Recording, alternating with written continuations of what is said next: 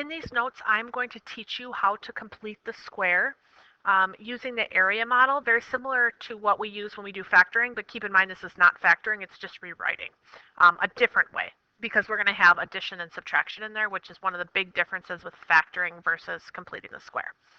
So what we're going to do is we are going to look at putting something that is in standard form, y equals ax squared plus bx plus c. So that's standard form, and rewrite it into graphing form. Y equals a times the quantity of x minus h squared plus k.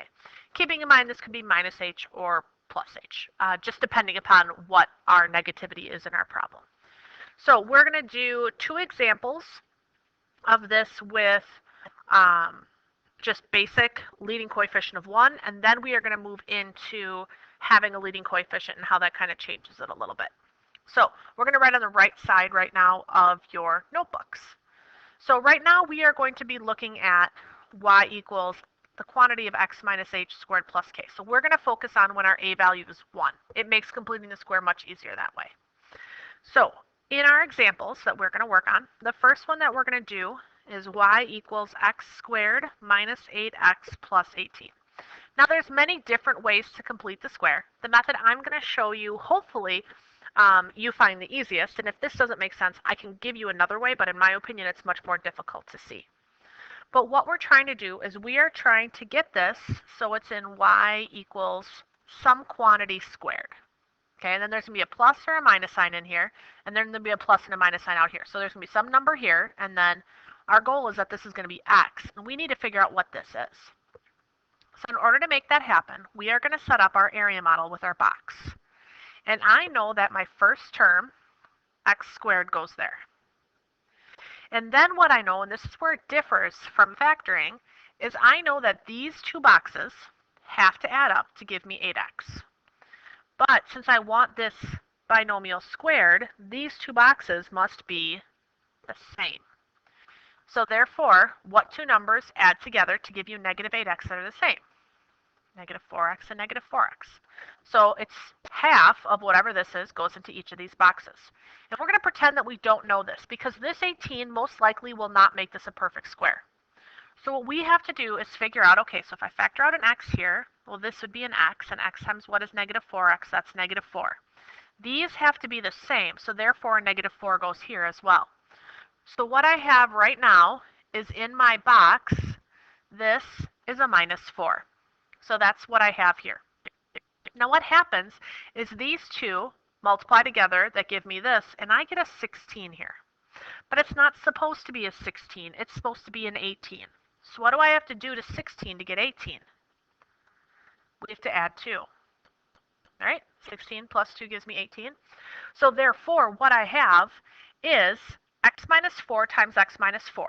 So if I multiply these out, I get this x squared, I get minus 8x, I get plus 16. But these are supposed to be equivalent to the top and bottom. Therefore, I also have to add the 2.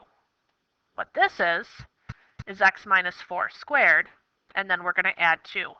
And you have now completed the square.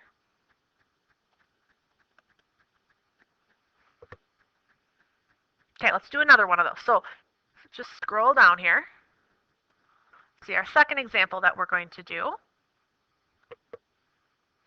is y equals x squared plus 6x minus 10.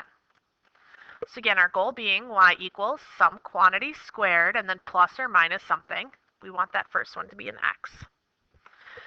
So at this point, why don't you see if you can set it up using the ideas that we used up here before I just walk you right through it. So in the first box goes my x squared. These two boxes, again, have to add up to 6x. We're just going to make each of those half of that, so 3x and 3x. When I factor out, this has to be an x. Well, x times x is x squared, and x times 3 is 3x. This, therefore, also has to be a 3. These are both positive. They have to be the same positivity. So that's x plus 3 squared. Now what happens is when I do the multiplication, 3 times 3 is 9. But it's not supposed to be 9. It's supposed to be negative 10. So what would I have to add to this 9 to get negative 10? Negative 19, or subtract out 19, because 9 plus negative 19 is negative 10. Therefore, this is completed the square. Now it's in factored form. If I wanted to graph this, I have a vertex at -3, -19, I have a stretch factor of 1, I could graph it. So these are the more straightforward ones. The one that's a little harder, I'm going to do this on the left-hand side. This one is going to have that a value in there. So this is going to be in the form y equals a times the quantity of x plus or minus h squared plus k. Okay, whereas the other one that we just focused on, that was a 1 there. So this one was a little easier. So now we're going to do the generalized one that works for all of them. However, it is a little bit more difficult because we want this first term just to be x.